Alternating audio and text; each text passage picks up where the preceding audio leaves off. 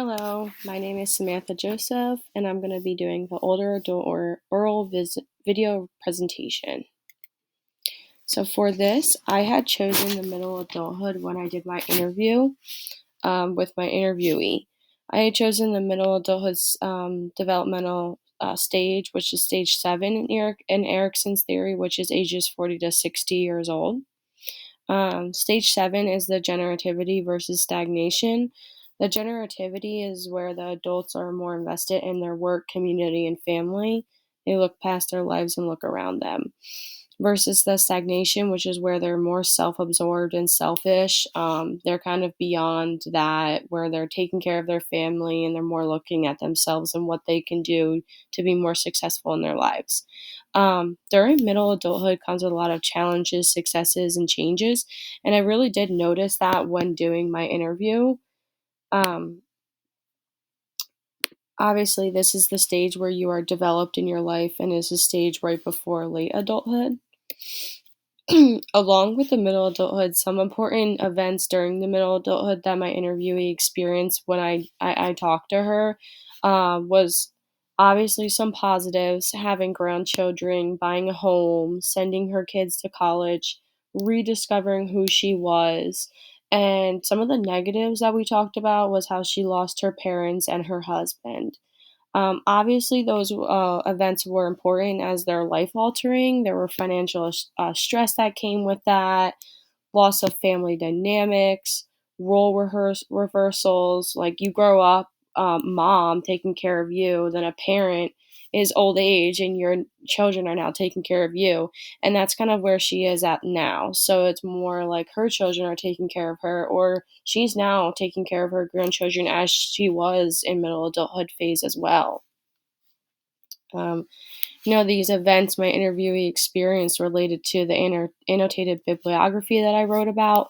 Specifically, the one article discussed the family stress model and how a study was created to see how financial stress has an impact on your health in middle adulthood.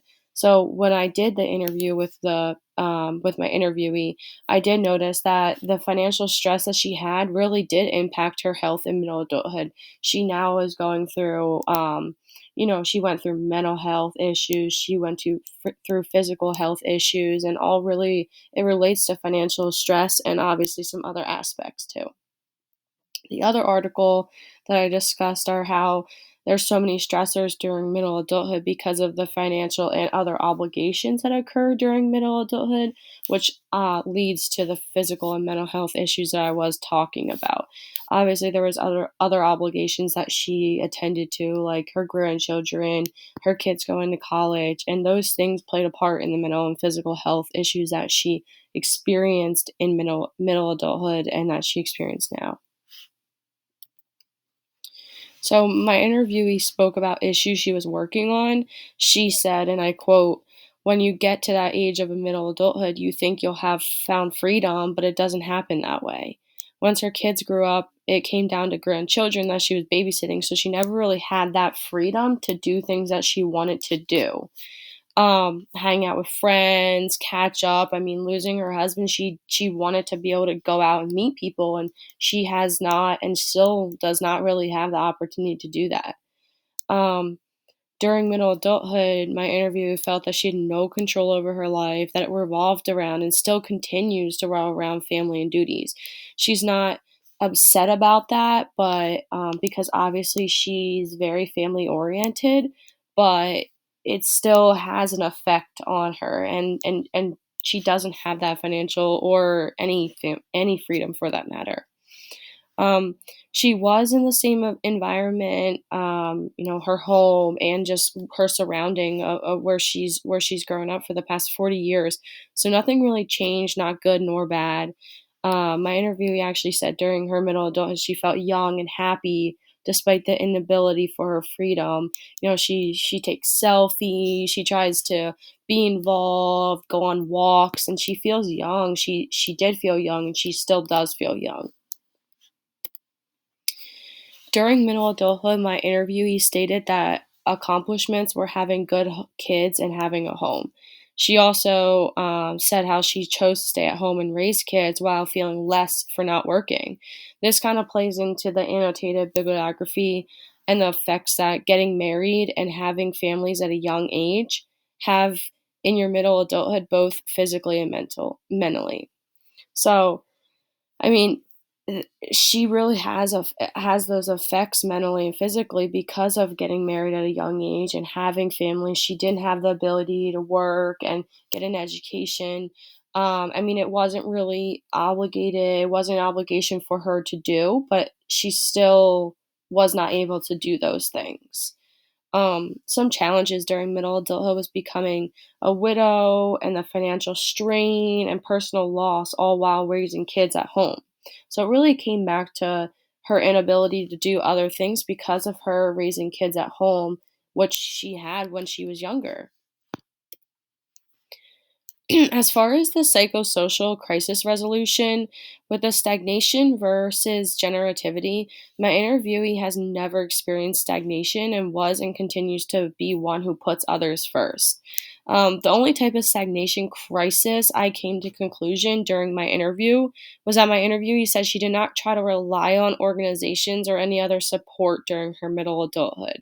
So with the I mean, she really it's not her being selfish, it's more so that she takes pride in what she has done in her life, and she doesn't want to have to rely on other organizations or support to get through her life. um, Another crisis was just not having the freedom that she wishes she had during her middle adulthood. Her financial freedom and freedom in general. She was and still does babysit her grandchildren, which makes it difficult for any freedom. Since losing her husband during middle adulthood, this has prevented financial freedom because she did and does not work now. She also experienced her own health issues, all while she lost her home and had to quickly find another one, which she now actually rents a home, or she rented a home then, but now she actually owns it. But this was all because of the construction industry plummeted. As far as since her losing her husband, receiving help with food stamps, having support from family helped shape my interviewee's life experiences. She never really contributed much to society besides being a good citizen and raising kids that were confident in pursuing their dreams. My interviewee graduated high school, but nothing beyond that, and was raised Catholic. Not having a job after her husband passed created a stressor which inhibited resolution of the crisis because she still to this day she struggles financially regardless of the help from from her supports, because as I said, she takes too much pride in what she has done in life that she doesn't want help from other people. She'd rather struggle than have any other support. In addition, back in her day, being raised Catholic meant having many kids, as she did, and grew up in a white rural setting, so she had no real exposure to other races or social classes. She felt as though she lived a more sheltered life because of her religion, actually. Um, my interviewee did not really work much as her husband was the person bringing the income in. She did work slightly part-time jobs occasionally, but because of her health issues, it really prevented her from doing much besides, raising her kids. Also, back then during middle adulthood, even though she didn't continue education after high school, there was no judgment because it was less common or required to go to college then than it is now. I mean, in fact, her parents did not push her to pursue a higher education. I don't think not that they couldn't afford it, but it just wasn't anything that was required. They could do jobs without needing an education back then. This helped shape my interviewee's life, as despite her not continuing her education or being the richest, she felt successful with a house, husband, and kids. During middle adulthood and in relation to the crisis, this demonstrates her generativity. She cares for other people, she puts other people first, and she continues to do that, beyond middle adulthood. My interviewee never through anything severe during her middle adulthood negatively besides losing her parents and husband, which helped shape her life. Since losing loved ones, my interviewee has become more grateful than she already has been and tries to keep close to the loved ones she still has. My interviewee mentioned how she was raised to be family oriented, so losing her loved ones took a severe toll on her life, which led to some mental health obstacles briefly, but she quickly overcame it with the support she had from others, all her kids, friends, other extended family too. They really helped get through the obstacles that she was experiencing. With the multi-system lens, it's 50-50 type of situation. It helped my interviewee's life aspirations and opportunities because she was in a small rural community and belonged to a church, so she had a spiritual background. But it also hindered my interviewee's life aspirations and opportunities because as a kid, she wasn't exposed to all the other opportunities for future in other cultures. She was, this is what you're going to do and this is how you're going to do it, and she had no other options or opportunities or any other, she did not know what was out there. As far as another theory that kind of plays into my interviewee's life, I use the Levinson's theory of adult development, which is built around idea of life structures, patterns of behaviors with combination of environments to shape forces in people's lives. Um, according to the textbook, Rogers' textbook, Levinson actually said by middle adulthood, people have established themselves in their families and careers. People question what lies ahead for them for middle adulthood, which can lead to making changes. Changes could include relocating, divorcing, remarrying, or starting a new life, etc. This relates to the article from the annotated bibliography regarding marriage. Obviously, because it's saying if you were to get married at a young age, you're more likely to experience mental health issues or physical health issues, or even possibly divorce, remarrying, etc. So, this theory really plays into part of my articles that I talked about during my annotated bibliography. This theory also relates to my interviewee's life because come middle adulthood, she was successful with her family. Despite losing her husband, she got into another romantic relationship, which she still is in, but she did not choose to remarry. So that is the only difference that I would find with the Levinson's theory.